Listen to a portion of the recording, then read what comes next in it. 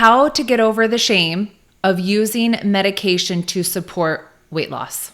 Such a good question. I think it's really common for something that our members have expressed, something that we've heard in our communities before, that women either are already using medication to support their weight loss efforts, or they're considering it, and they're wrestling with some inner shame, some feeling like, am I taking the easy road, quote unquote? Am I cheating? Is this a shortcut?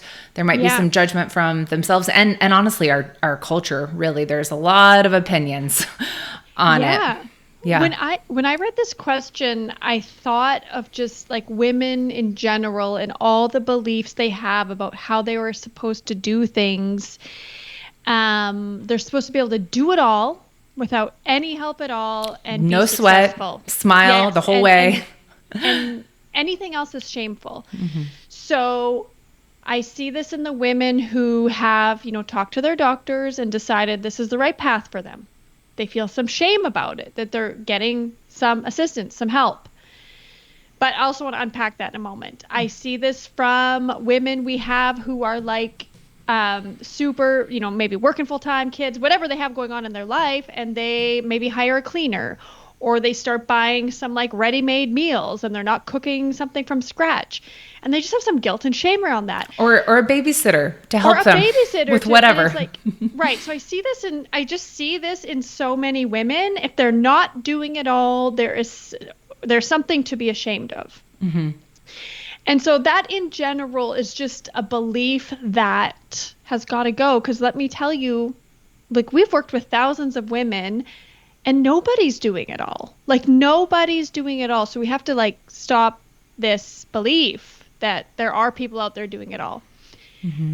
But to circle back to the medication, we call it, helpful, like all these words we're using to describe it. I also want to say that the women who are using medication, and it's been prescribed by a doctor and had careful consideration around it, it's not as much to help them or to cheat or whatever it is.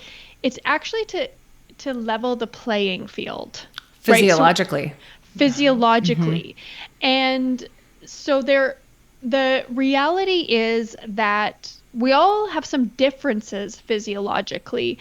And for example, hunger and satiety cues, right? And it is really that you may have seen people who are, kind of able to lose weight, and, you see it requires them some effort, some dedication, and all of that. But for whatever reason, you just can't seem to get there. And for our members using medication, it's not that it's helping them or giving them some kind of advantage. It's actually like evening the playing field, and they're actually now able to implement some of these habits that they know would help them and haven't been able to. Yeah. Right. So thinking about it less like helping and more like evening the playing field here. Yeah. Yeah. I in a lot of these discussions, the comparison has often been made to, say, someone taking medication for their thyroid because they've got an underactive thyroid, or they are taking medication to help manage their blood pressure or their cholesterol due to genetic factors. Maybe they've exhausted lifestyle changes. And, we don't blink an eye. Or someone even taking maybe, say, a depression or anti-anxiety medication. Well, that's another example of places some of us do blink an eye. Well, yes. And there are people that kind of have that same mentality that I shouldn't take medication for depression. I shouldn't take medication for my diabetes.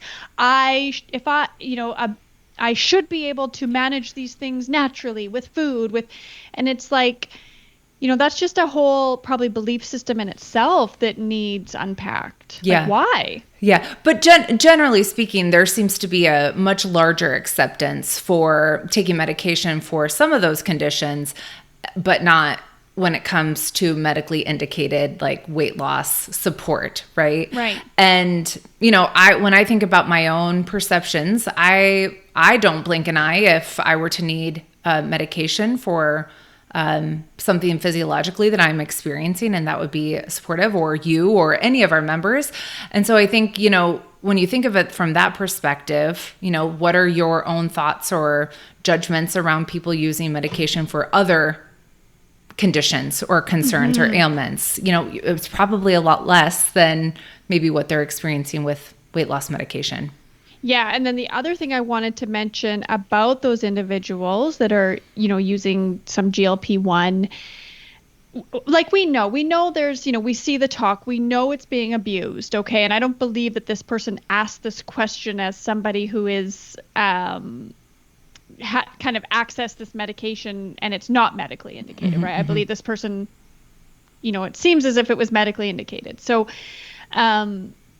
the other thing I want to say here is, we're working with women on GLP-1s, and it is not a walk in the park like some people think.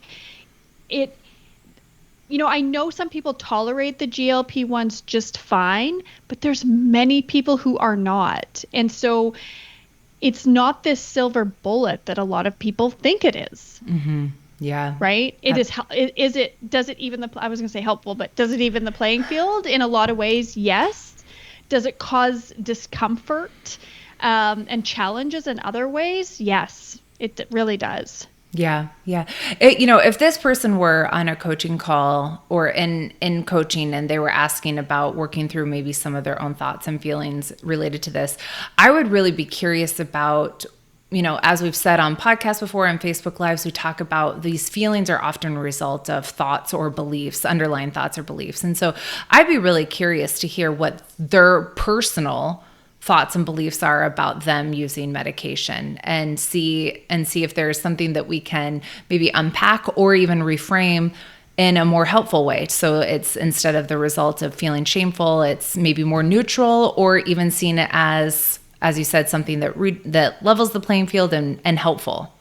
Yeah, I also want to say, like, you also don't have to broadcast this. Nobody has to know that you are using this medication. If you feel some type of way about it, this is just can be a deeply private and personal journey that you are having.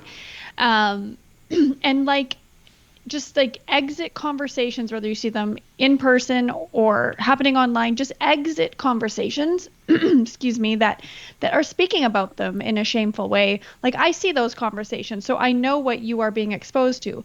But on the flip side, I also see people speaking very openly about using GLP-1s and that they have zero regrets, and are being very honest about, side effects and this and that.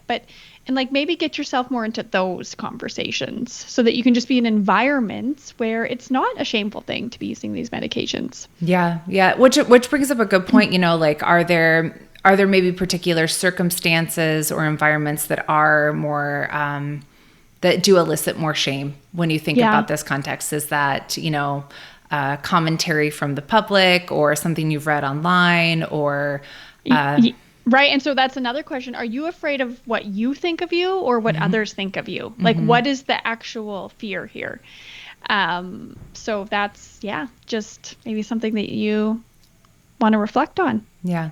So for what it's worth, it's a really common response, a common feeling that many people are struggling with, but we don't see it as shameful at all. We think, you got to do what's right for you. And if that includes using a medication to support your weight loss efforts, that can be incredibly helpful to a lot of people. Absolutely. Yeah. Great question. Anything else? Yes. I think that's it. Okay. Quick and easy. Well, thanks so much, Jen. Thanks, everyone. Thanks for hanging out with us. We'll see you all next week. Bye-bye. Bye.